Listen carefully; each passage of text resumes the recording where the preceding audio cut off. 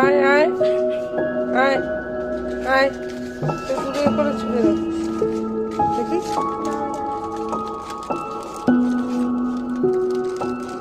ওকে আসতেই দিচ্ছিল না ওরা।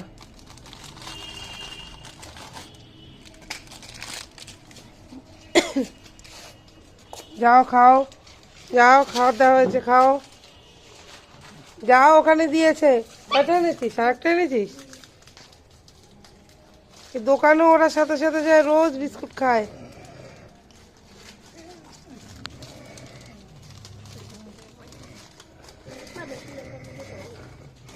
আরো এসছে।